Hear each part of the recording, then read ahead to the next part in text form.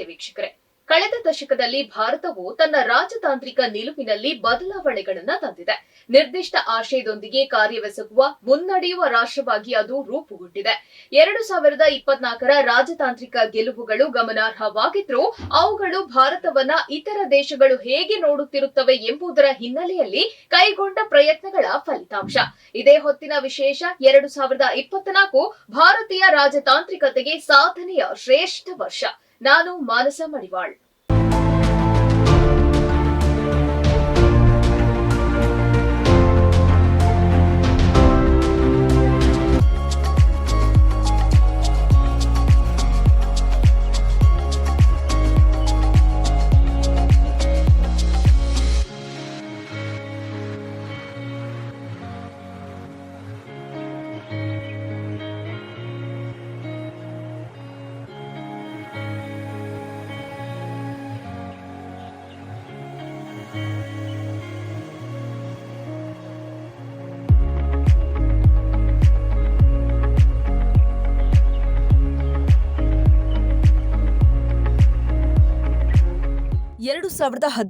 Surgical strike ಮತ್ತು 2019ರ ಬಾಲಕೋಟ್ ವೈಮಾನಿಕ ದಾಳಿಯಂತಹ ದಿಟ್ಟ ಕ್ರಮಗಳಿಂದ ಹಿಡಿದು ಜಾಗತಿಕ ಸಾಂಕ್ರಾಮಿಕ ಸಮಯದಲ್ಲಿ ಲಸಿಕೆ ಮೈತ್ರಿಯೊಂದಿಗೆ ಸಹಾಯ ಹಸ್ತವನ್ನು ಚಾಚುವವರೆಗೆ ಭಾರತವು ಸಂಕಲ್ಪ ಮತ್ತು ಸಹಾನುಭೂತಿಯಿಂದ ಮುನ್ನಡೆಯಬಹುದು ಎಂಬುದನ್ನು ತೋರಿಸಿದೆ.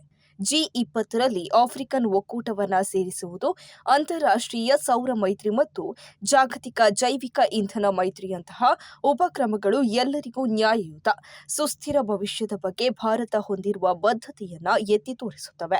ಪ್ರಧಾನಮಂತ್ರಿ ನರೇಂದ್ರ ಮೋದಿಯವರ ನಾಯಕತ್ವದಲ್ಲಿ ಕುವೈತ್, ಪೋಲೆಂಡ್, ಈಜಿಪ್ಟ್ ಮತ್ತು ಪಪುವಾ ನ್ಯೂಗಿನಿಯಾದಂತಹ ದೇಶಗಳಿಗೆ ಭಾರತದ ಮೊದಲ ಭೇಟಿಗಳು ದೀರ್ಘಕಾಲದ ಸುಪ್ತ ಸಂಬಂಧಗಳನ್ನು ಪುನರುಜ್ಜೀವನಗೊಳಿಸಿದವು. ಭಾರತವು ದೊಡ್ಡ ಮತ್ತು ಸಣ್ಣ ಸಂಬಂಧಗಳನ್ನು ಗೌರವಿಸುತ್ತದೆ ಎಂಬ ಸಂದೇಶವನ್ನು ಈ ಭೇಟಿಗಳು ಬಲಪಡಿಸಿದವು.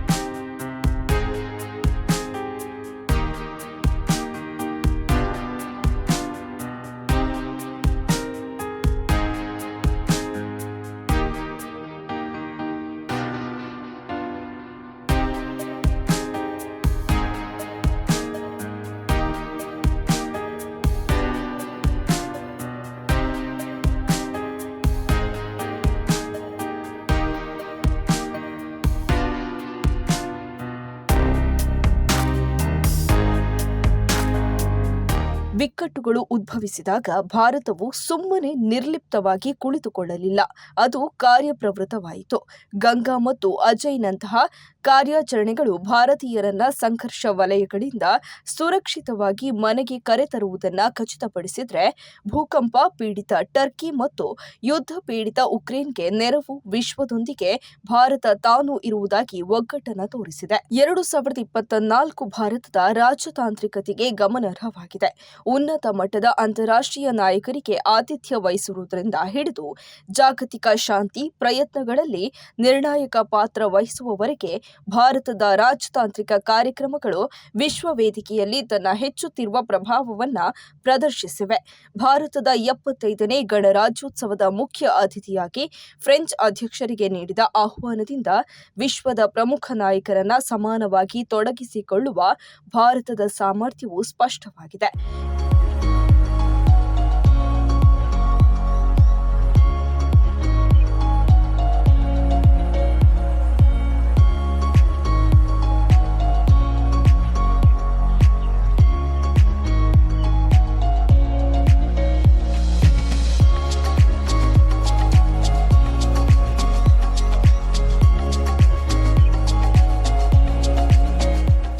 2023 ಜುಲೈಯಲ್ಲಿ ಬಾಸ್ಟಿಲ್ ಡೇನಲ್ಲಿ ಪ್ರಧಾನಿ ಮೋದಿ ಭಾಗವಹಿಸುವುದರೊಂದಿಗೆ ಭಾರತಕ್ಕೆ ಫ್ರಾನ್ಸ್ ನೀಡಿದ ಹಿಂದಿನ ಆಹ್ವಾನವನ್ನು ಗೌರವಿಸಲಾಗಿತ್ತು.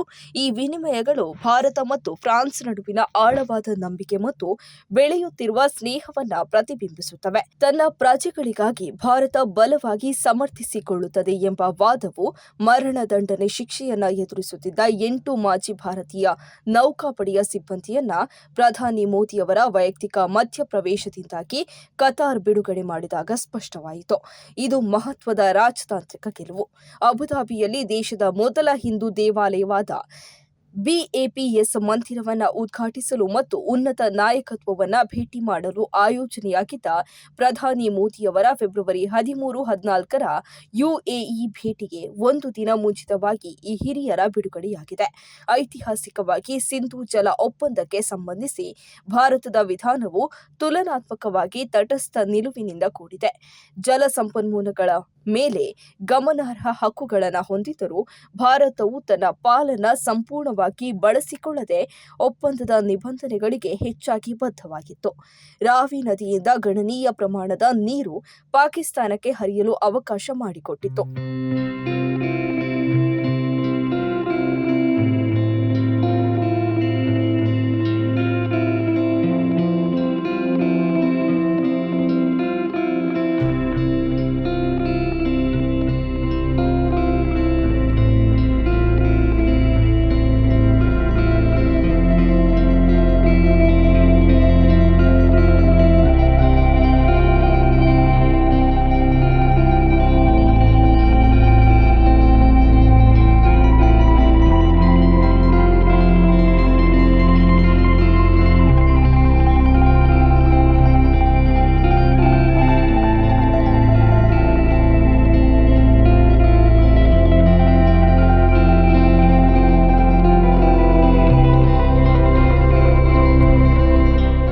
ಭಾರತವು ರಾವಿ ನದಿಗೆ ಶಾಹಪುರ್ ಬ್ಯಾರೇಜ್ ಪೂರ್ಣಗೊಳಿಸಿದೆ.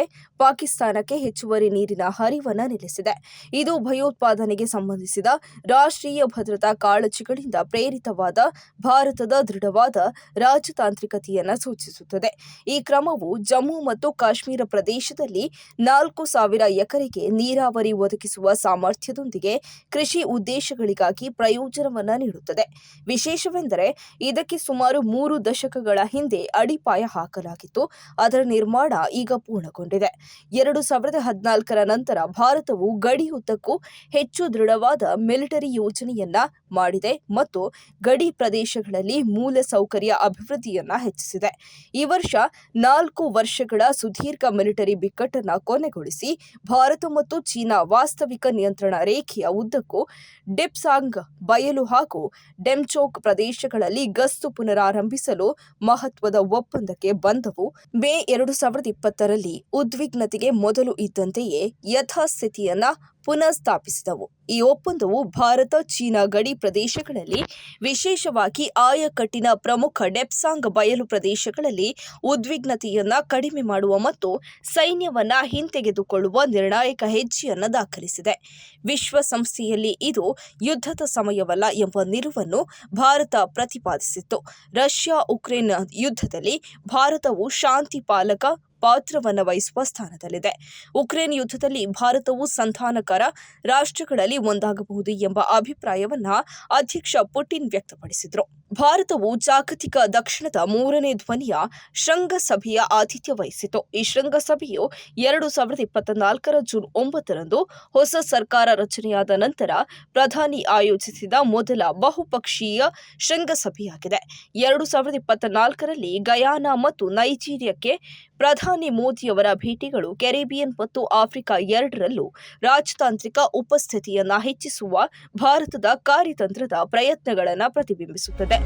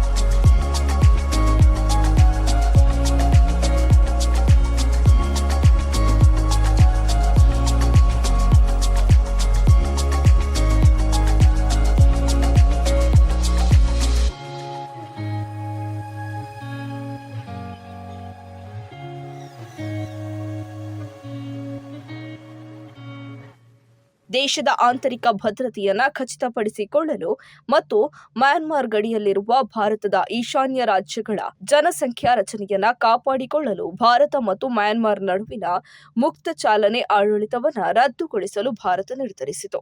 2024ರಲ್ಲಿ ಹೈಟಿಯಿಂದ ತನ್ನ ಪ್ರಜೆಯನ್ನು ಸ್ಥಳಾಂತರಿಸಲು ಭಾರತವು ಆಪರೇಷನ್ ಇಂದ್ರಾವತಿಯನ್ನು ಪ್ರಾರಂಭಿಸಿತು. ಲಾವೋಸ್, ಮ್ಯಾನ್ಮಾರ್ ಮತ್ತು ವಿಯೆಟ್ನಾಂಗೆ ಮಾನವೀಯ ನೆರವು ಮತ್ತು ವಿಪತ್ತು ಪರಿಹಾರ ಒದಗಿಸಲು ಭಾರತ ಆಪರೇಷನ್ ಸದ್ಭಾವ್ ಪ್ರಾರಂಭಿಸಿತು.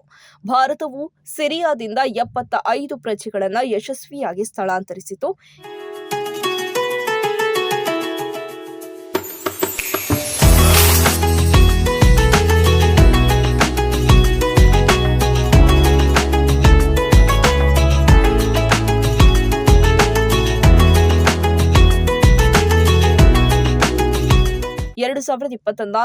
ಫೆಬ್ರವರಿಯಲ್ಲಿ ಭಾರತ ಮತ್ತು ಯುಎಇಗಳು ಐಎಂಇಸಿ ಕಾರಿಡಾರ್ ಅಭಿವೃದ್ಧಿಯ ಮೊದಲ ಔಪಚಾರಿಕ ಒಪ್ಪಂದಕ್ಕೆ ಸಹಿ ಹಾಕಿದವು. ಚಬಹಾರ್ ಬಂದರಿನ ಅಭಿವೃದ್ಧಿಯನ್ನ ಕೈಗೆತ್ತಿಕೊಂಡ ಭಾರತದ ಕ್ರಮ ಈ ಪ್ರದೇಶದಲ್ಲಿ, ವಿಶೇಷವಾಗಿ ಪಾಕಿಸ್ತಾನದ ಗ್ವಾದರ್ ಬಂದರಿಗೆ ಸಂಬಂಧಿಸಿದಂತೆ ಚೀನಾದ ಪ್ರಭಾವವನ್ನು ತಗ್ಗಿಸಲು ಕೈಗೊಂಡ ಪ್ರತಿ ಕಾರ್ಯತಂತ್ರ ಎಂದು ಭಾವಿಸಲಾಗುತ್ತದೆ.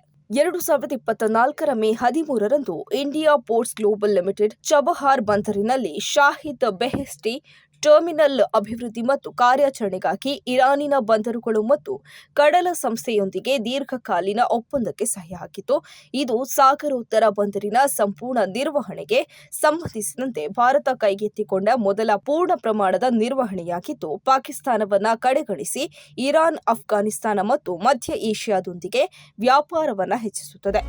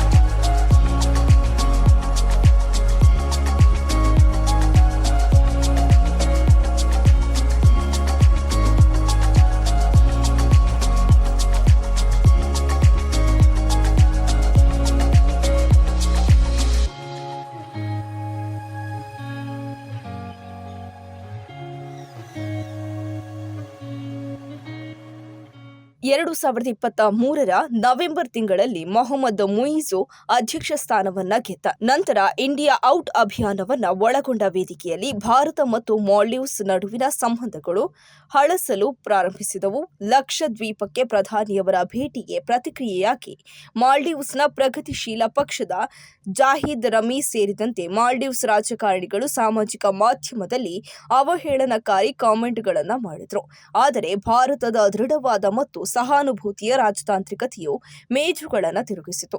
2024ರ ಅಕ್ಟೋಬರ್ 6ರಿಂದ 10ರವರೆಗೆ ಅಧ್ಯಕ್ಷ ಮುಯಿಜು ಅವರ ಭಾರತ ಭೇಟಿಯ ಸಮಯದಲ್ಲಿ ಈ ತಿರುವು ಬಂದಿತು. ಇದು ಹದಗೆಟ್ಟ ಸಂಬಂಧಗಳನ್ನ ಮರು ಹೊಂದಿಸುವ ಗುರಿಯನ್ನ ಹೊಂದಿತ್ತು. ಭಾರತದ ಭದ್ರತೆಯನ್ನು ದುರ್ಬಲಗೊಳಿಸುವ ಚಟುವಟಿಕೆಗಳಲ್ಲಿ ಮಾಲ್ಡೀವ್ಸ್ ತೊಡಗುವುದಿಲ್ಲ ಎಂದು ಅಧ್ಯಕ್ಷ ಮುಯಿಜು ಭಾರತಕ್ಕೆ ಭರವಸೆಯನ್ನ ನೀಡಿದ್ರು. 2024 ರಾಜತಾಂತ್ರಿಕವಾಗಿ ಭಾರತ ತನ್ನ ನಿಲುವನ್ನ ಸಮರ್ಥವಾಗಿ ಪ್ರತಿಪಾದಿಸಲು ಕಾರ್ಯತಂತ್ರಗಳನ್ನು ರೂಪಿಸಿದ ವರ್ಷ ಎನ್ನಬಹುದು.